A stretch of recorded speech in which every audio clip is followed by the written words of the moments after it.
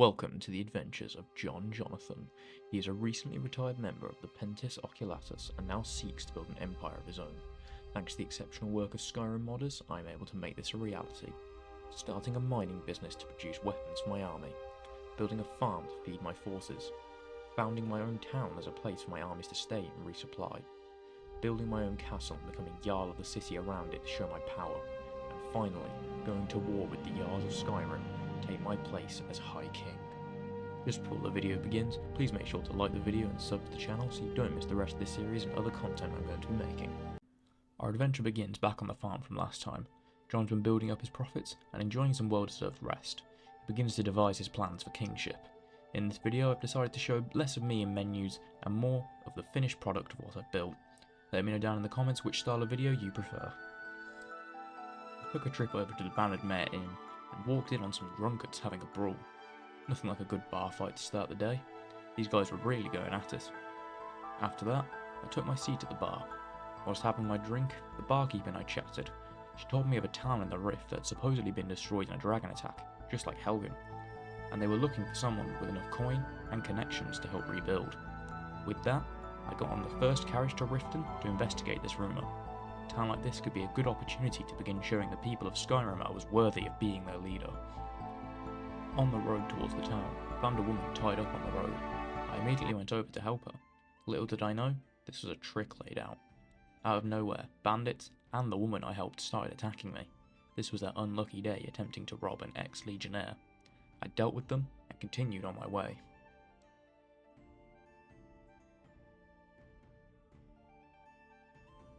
I arrived at the town, and it was clearly true what the barkeeper told me. The town was in ruins, and clearly in need of help. All the buildings lay desolate and abandoned. There was but one still standing. I approached the woman standing outside, and she told me the story of the dragon. She didn't expect me to believe her, but I had read the reports from Helgen. I agreed to help her if I was allowed to garrison my own troops there when needed. I then began writing down orders for workers to come from my mine to aid in the restoration of the town. I decided to get to work on my own before they arrived, to give us a head start. I managed to build a well, so the town had a clean water supply, some walls and gates, as I've learned from what happened with the bandits at the farm. A dock to allow trade from my mine and farm to arrive as to help with the building work. Then, a windmill to begin some production for the people. A house so some people could begin to move back home and feel safe. With my final bit of money, I purchased some chickens to further help with food around the town. The town was coming along nicely. As you can see, my workers managed to build some market stalls and an alchemy shop over here, as well as a manor house for me to stay in.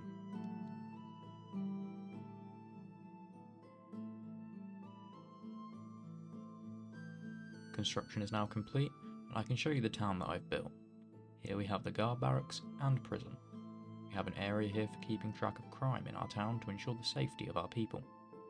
A small area for our guards to eat, and downstairs is a large sleeping quarters so our guards can rest up. Over here is a quaint little bookstore for anyone who wishes to learn more about Tamriel and its history. In the centre of town, we have market stalls. Here people can buy spells, weapons, and many assorted goods. In the middle of the market, we have the tavern. Here people can gather for drinks in the evening after a long day of hard work. Upstairs, we have plenty of beds and rooms for travellers to stay in should they need to. We also have a small alchemy shop should anyone need to stock up on their potions. I also decided it would be a good idea to hire a groundskeeper to make sure the town always looks its best. I of course here have built a house for him to stay in. There is also a blacksmith. Here we will resupply our soldiers in the coming war.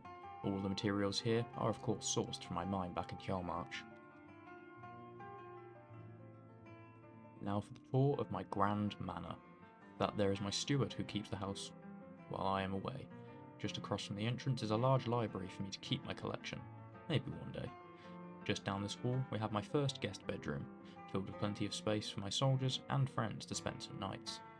On the other side of the house, there is a large dining table complete with the fine silverware worthy of a noble such as myself.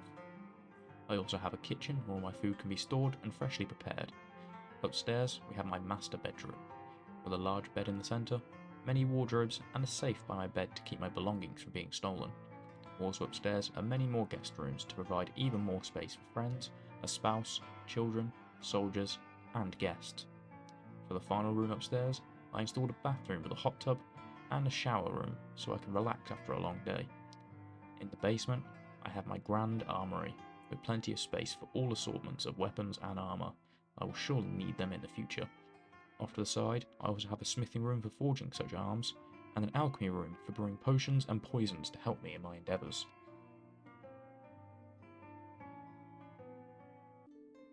With my experience from the mine, me and my workers were able to excavate a cave in the corner of town.